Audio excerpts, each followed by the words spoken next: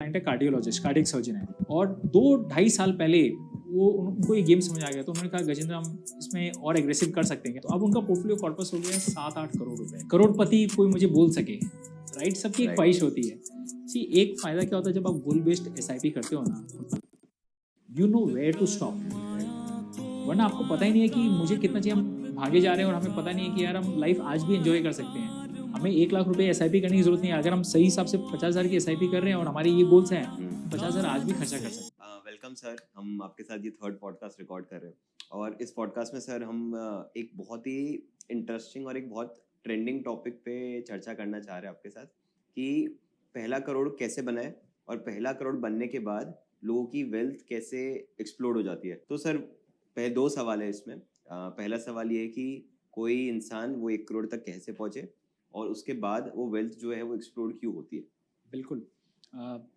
धन्यवाद कुणाल, वापस अपसर्ज के इस थर्ड शो में बुलाने के लिए। सो जो आपको ये क्वेश्चन है कि ये फर्स्ट 1 करोड़ हम कैसे हिट करें, और मेरे ख्याल से ये 90% जो हमारे व्यूअर्स हैं उनका भी ये एक विश रहता है कि यार पहला 1 करोड़, करोड़पति कोई मुझे बोल सके, राइट? सबकी एक ख्वाहिश होती है। लखपति की तो कोई वैल्यू नहीं रही, अब करोड़पति की भी कम हो रही है वैल्यू, बट फिर भी सबके लिए पहला करोड़ बहुत एक इवेंट होता है, बड़ा इवेंट होता है। बट वो 1 करोड़ का सफ़र बहुत मुश्किल होता है। अगर हम 25 साल की एग्जाम्पल लें पर्सन की, तो अगर वो 50,000 की एसआईपी करता है पर मंथ, अगर वो डाल सकता है, तो उसको पहला करोड़ बनाने में 10 साल लग जाएंगे लगभग। 9 years 3 months लगते हैं, बट आप 10 साल का ठीक है, एक जर्नी मान लो। क्या 12% का अगर रिटर्न आता है, and 12% is a fair return. अगर आप इंडेक्स फंड में डालते हो, या कोई भी नॉर्मल डाइवर्सिफाइड फंड में डालते हो, 12% आ सकते हैं। बट एक चीज़ आप मान के चलिएगा कि ये 12% गारंटेड रिटर्न नहीं होती है। तो कई बार हम सोचते हैं कि अरे 12 साल बाद एग्जैक्टली ये 12 मिलेगा। हो सकता है कि ये 12 साल में 10% ही रिटर्न आए और 13वें साल मार्केट ऊपर चला गया, तो शायद 1 साल एक्स्ट्रा भी लग सकता है। 1 साल कम ही ज़्यादा लग सकता है, बट जनरली आ जाता है इफ 12%। एंड ये सबसे मोस्ट डिफिकल्ट होता है कुणाल।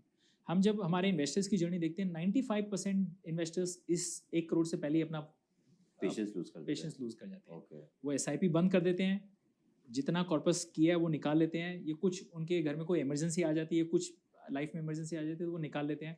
मतलब they are not able to stay put. क्योंकि जिन्होंने पहला 1 करोड़ क्रॉस कर लिया, उसको फर्स्ट टाइम वो पैसा एक जगह दिख रहा है। तब अब उसके बाद मुझे आपको समझाने की जरूरत नहीं। और देखो 10 साल में, मैंने बताया आपको 10 ईयर्स लगते हैं। 10 साल में जनरली आपने एक पूरा साइकिल देख लिया, एक अप साइकिल देख लिया, एक डाउन साइकिल देख लिया। आपने 4 साल अच्छे रिटर्न्स वाले साइकिल देखे थे 20%, और 4 साल माइनस 10% वाले रिटर्न्स देखे थे आपने, राइट? तो अब आपको समझ में आएगी कि ये उतार चढ़ाव तो पार्ट है।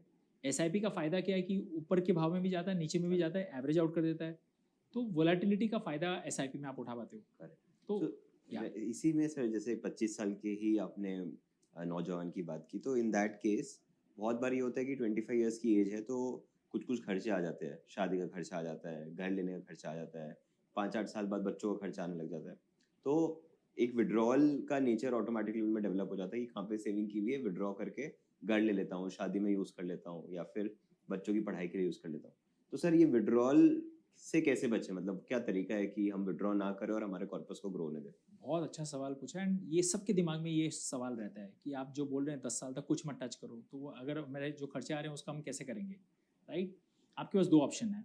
ये तो आपके जो खर्चे आ रहे हैं, हर एक को गोल बना लो कि मुझे एक गाड़ी खरीदनी है 5 साल बाद में, मुझे मेरी शादी के लिए भी पैसे चाहिए, और मुझे कुछ लग्जरी आइटम्स खरीदने हैं, ट्रैवल करना है। अगर आप क्लियर हो और आप गोल्स बना लेते हो, और एक मेरा रिटायरमेंट, चाहे कुछ भी हो जाए, एक मेरा रिटायरमेंट का गोल होना चाहिए, चाहे मैं उसके लिए 10,000 रुपये की भी एसआईपी करूँ, वो करना चाहिए। तब फिर आप गोल्स को प्रायोरिटीज दो कि नंबर 1 प्रायोरिटी क्या है, नंबर 2 है, नंबर 3 क्या है। तो अगर एक एक चीज़ आप स्पेसिफिक होकर करते हो, तो आपको जो लॉन्ग टर्म एसआईपी उसको तोड़ने की जरूरत नहीं पड़ेगी। तो जो हम कंपाउंडिंग रोकने की बात करें कि बहुत लोग नहीं रुकते हैं, उसको गोल्स में डिवाइड कर दो, तो हो जाता है। तो आप जिस दिन वो गोल खत्म हो गया, उस दिन आप उतने पैसे निकाल लो। तो वो इनकम इंक्रीज होगी, तो उसी के साथ साथ अगर मैं मेरा एसआईपी का अमाउंट सालाना बेसिस पे अगर बढ़ा दूं, तो कुछ बड़ा इम्पैक्ट आता है उससे कि क्या कैसे वर्क करता है? बहुत मेजर इम्पैक्ट आता है। सो मैंने जो मेरी लाइफ में जो हमने फर्स्ट पॉडकास्ट में किया, आज जो वेल्थ बनी है हम लोग जो 50 करोड़ की बात करें, वो खाली इसीलिए बड़ा कुणाल क्योंकि स्टेप अप एसआईपी थी। Okay sir, step up SIP. हाँ, step up SIP mutual fund में एक बहुत अच्छा इनोवेशन है। एक तो एसआईपी है जो है ही है। स्टेप अप एसआईपी में आप डिसाइड कर सकते हो कि हर साल आपकी SIP 5% से बढ़नी चाहिए या 10% से, Correct. क्योंकि आपकी इनकम बढ़ रही है, आपके खर्चे बढ़ रहे हैं, तो why should not your savings also go up? Correct. तो जो सैलरीड वाले होते हैं उनको लगभग पता रहता है कि साल में इतना Yes. इंक्रीमेंट हुआ है, तो वो लोग परसेंटेज पे जा सकते तो हैं। अगर उनकी इनकम 10% से हर साल बढ़ रही है, 10% की आप SIP भी इंक्लूड करेक्ट, मतलब 50,000 की सेविंग पे पहले 50,000 की इनकम में मैं 10,000 की SIP कर रहा था, तो अब 55 हो गई है, तो वहाँ पे भी मैं 10% से 10% आप increase 11,000 की SIP चालू कर Correct. दो आप, बिल्कुल। करेक्ट। एंड सर अभी आप ऑफ द कैमरा एक कहानी बता रहे थे कि आपके कोई क्लाइंट को घर खरीदना था, तो घर खरीदने के लिए भी उन्होंने अपना पोर्टफोलियो ब्रेक नहीं किया, उन्होंने अलग अलग तरीके से मैथमेटिकली बहुत ही स्मार्ट वे से वो घर परचेज किया without touching their equity mutual fund portfolio. तो I think most of the people का ड्रीम यही रहता है कि इस तरीके से अपने फाइनेंसेस को मैनेज कर ले। तो सर उन्होंने कैसे किया, कैसे आपने उनकी जर्नी में उनको हेल्प की, और कैसे investing in this way help them कि भाई मेरा पोर्टफोलियो ना टूटे बट मेरा घर खरीद लूँ मैं। बिल्कुल।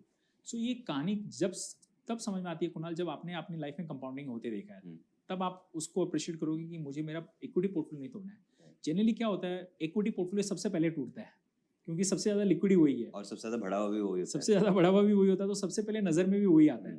लोग अपना PPF नहीं तोड़ते हैं, लोग अपनी LIC पॉलिसीज नहीं तोड़ते हैं, राइट। लोग बहुत केसेस में मैंने लोग को बैंक FDs भी नहीं तोड़ते देखा है, जबकि सब पार रिटर्न्स देते हैं 7%, 8%, 9%, मतलब nobody gives 12% kind of return. Right.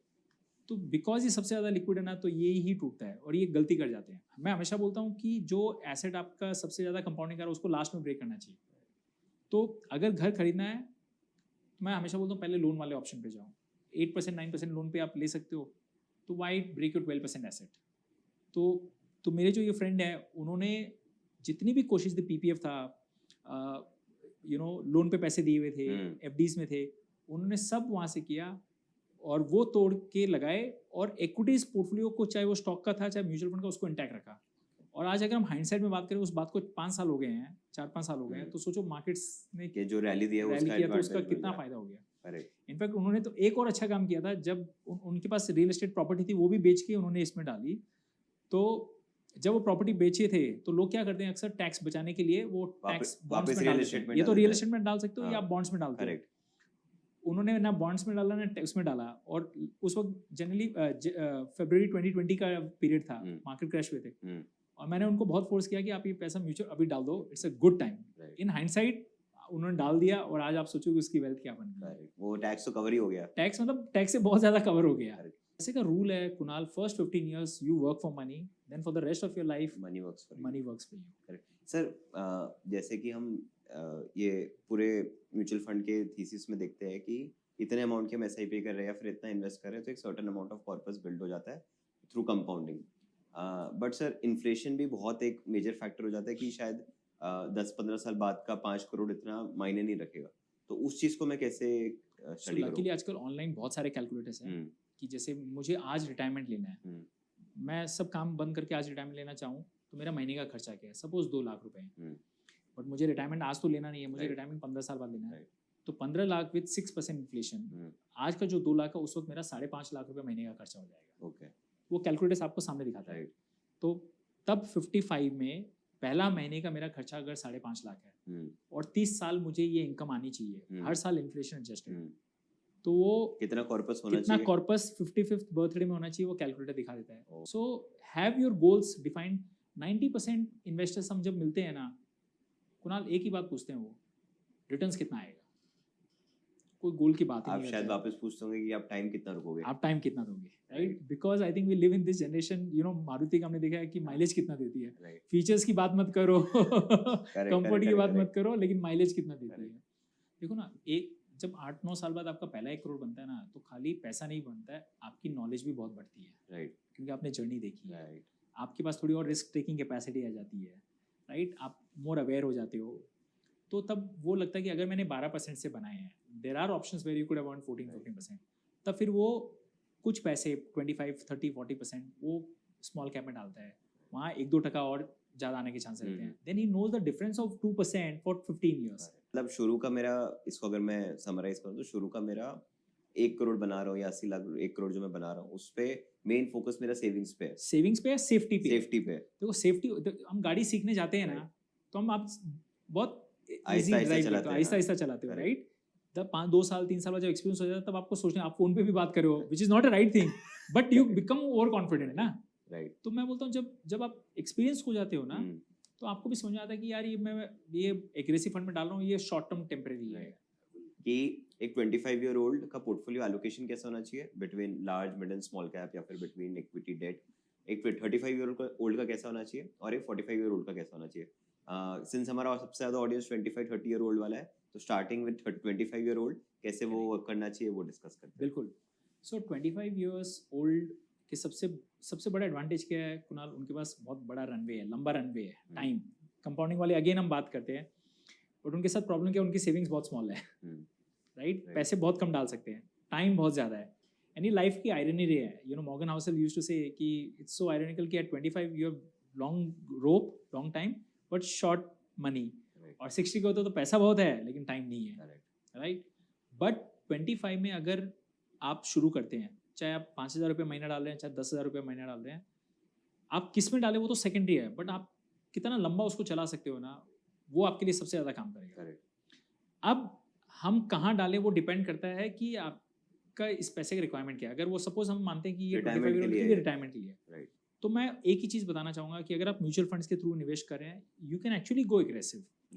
सी, अगर आप म्यूचुअल फंड के थ्रू डाल रहे हो तो जनरली मुझे ये लगता है कि परमानेंट कैपिटल रिस्क कहीं नहीं है, चाहे आप स्मॉल कैप फंड में डालो चाहे मिड कैप में डालो, खाली वोलेटिलिटी रिस्क है, विच मीन्स मुझे नहीं पता कि अगले साल वो 100 का 110 होगा कि 95 होगा।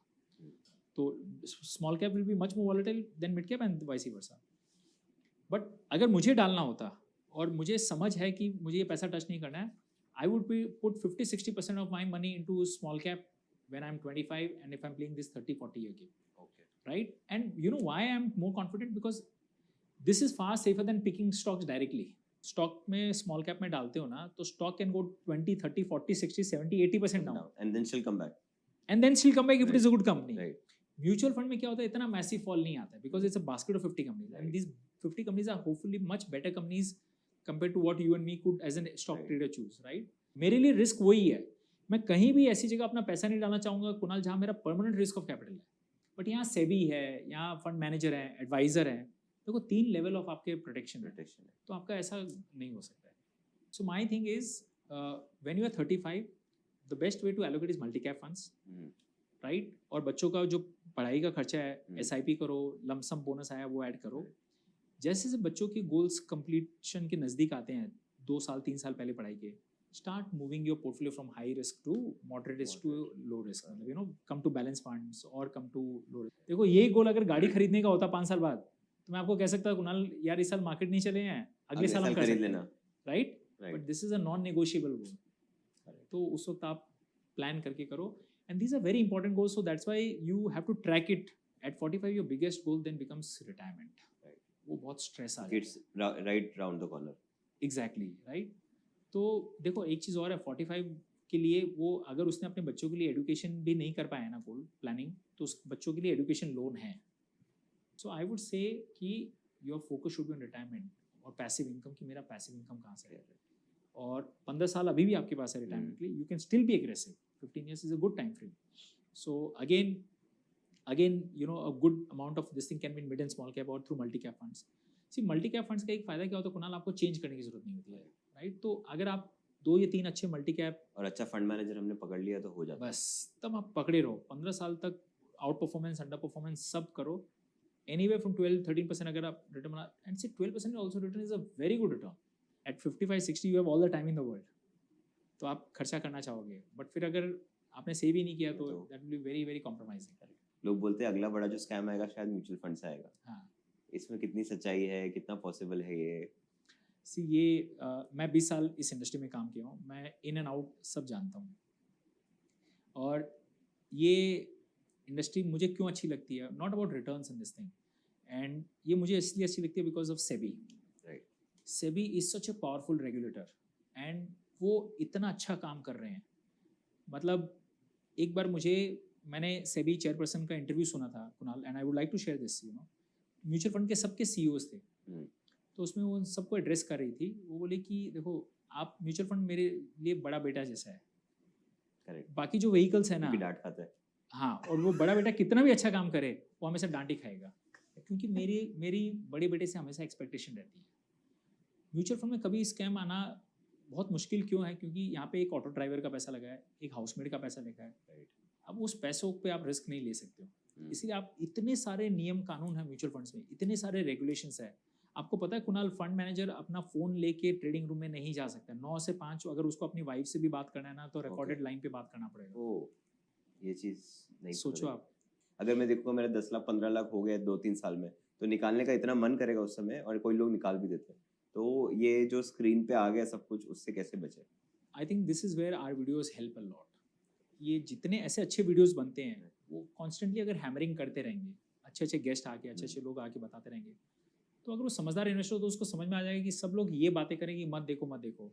और ये जिस दिन पोर्टफोलियो गिरता है उस दिन उसको अचानक आप बताओगे तो समझ नहीं आएगा, उसके लिए कंडीशनिंग करनी पड़ती है। अभी अच्छे मार्केट में अच्छे टाइम पे आप उसकी कंडीशनिंग करोगे, तब जाके जब वो खराब मार्केट आएगा ना, तब उसको समझ आएगा कि नहीं, मुझे ही बोला था, 10 बार बोला गया था। It becomes muscle memory. तब वो शायद करेगा गलती, फिर भी कम करेगा।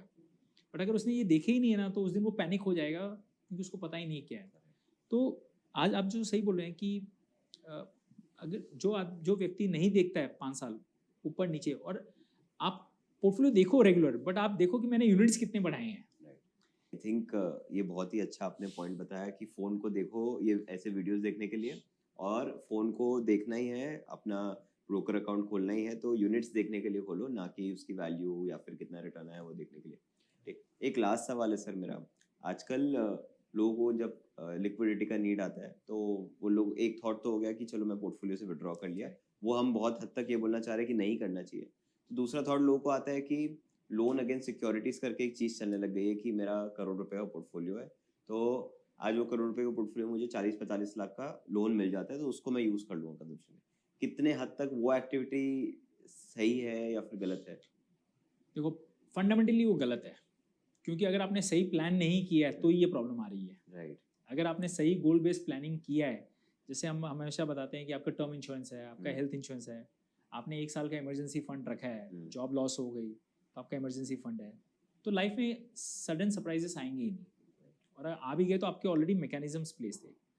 बट अगर आपने प्लानिंग नहीं की, तब ऐसे मौके आते हैं कि जब आपको लॉन्ग टर्म के ब्रेक करके ये निकालने पड़ते हैं, बिकॉज आपके कोई गोल्स थे ही नहीं, और आपकी ये फर्स्ट कैजुअलिटी हो जाती है। चलो आपने प्लानिंग की नहीं है और आपने ये लॉन्ग टर्म के लिए डाला, अचानक फिर भी रिक्वायरमेंट आ गई आपके पास, तो आपको ये देखना है कि ये 1 हफ्ते के लिए चाहिए, ये 15 दिन के लिए चाहिए, शॉर्ट टर्म गैप डेफिसिट है, then we say don't break your portfolio. Correct. Because the moment you break your portfolio you have stopped your compounding एक बार के लिए। और सबसे बड़ी बात क्या है ना कुणाल, आपने गवर्नमेंट को 12.5% long term capital gains tax उस पर देना ही पड़ेगा। करेक्ट। जो आप अभी तक डेफर कर रहे थे वो आपको देना ही पड़ेगा। तो हम लोग कहते हैं कि अगर आप 15 दिन, 1 महीना, 2 महीना, 4 महीना की लिक्विडिटी मैनेज कर सकते हो, तो शायद आजकल 9.5-10% पे मिलते हैं। राइट सर, बहुत सारे ही क्वेश्चंस ऐसे क्वेश्चंस थे जो कि मेरे नहीं थे, रादर व्यूअर्स के थे, तो आपने बहुत ही सुंदर तरीके से उनको आंसर किया और उनको एनलाइटन किया कि कैसे वो अपना पहला करोड़ बना सकते हैं, और पहला करोड़ बनाने के बाद उनको जो समझ आती है, वो समझ की वजह से कैसे वो पहला करोड़ को जल्दी जल्दी कंपाउंड करके दूसरा करोड़, चौथा करोड़, 8वां करोड़ बना सकते हैं। और आपने खुद बताया कि पहला करोड़ बनने के बाद वो खुद समझदार हो जाएगा, फिर वो तोड़ेगा नहीं, वो अगर उसको खर्चे भी करने हो कहीं और से मैनेज करेगा, बिकॉज ही नोज हिमसेल्फ कि this is an amazing compounding vehicle, you know. फिर आपको एक ऐसा टाइम आएगा आपको उल्टा काउंसिल करना पड़ेगा, भाई खर्चा करो आप इतने बन गए हैं। आपकी जर्नी में आपने वो भी कर दिया है लोगों के लिए कि कि अब खर्चा करने का टाइम आ गया, थोड़ा सा कर सकते हो। सी अदरवाइज खाली पेपर पे हम ये जो कितने भी बात कर लें 100 करोड़ 200 करोड़, ये कोई मीनिंगलेस है अगर हम फाइनली उस मनी का राइट पर्पस नहीं ढूंढ पाए तो। चाहे वो खर्चा करना है, चाहे आपको लाइफ में खुशियाँ लानी है, चाहे सोसाइटी को हेल्प करना है, it has to be utilize somewhere. तो या it should come full circle. Thank you so much sir, बहुत ही अच्छा लगता है आपके साथ जब भी बात करते हैं, और जैसे ही ये बात होती है उसके बाद हम लोग सभी लोग हमारे एसआईपी का अमाउंट थोड़ा सा बढ़ा देते हैं। So thank you so much sir, हमारे ऑफिस आने के लिए। आप बहुत दूर से ट्रैवल करते हैं। जैसे आप इंस्पायर होके एसआईपी का अमाउंट बढ़ा रहे हैं, थोड़े दिन बाद आपको एचडब्ल्यूपी का भी अमाउंट बढ़ाना है, यू नो, नहीं तो आधी स्टोरी रहेगी। But thank you, I am so happy Kunal, you know, I think this education is a great job of empowering investors, because जितने ज़्यादा वो सीखेंगे, और एक आज के हमारे डिस्कशन पे वो एक भी चीज़ टेक होम ले जा सकते हैं, एक चीज़ घर ले जा सकते हैं, ये माइंड में रख सकते हैं। आई थिंक आप podcast is successful. Yes, thank you so much sir, thank you.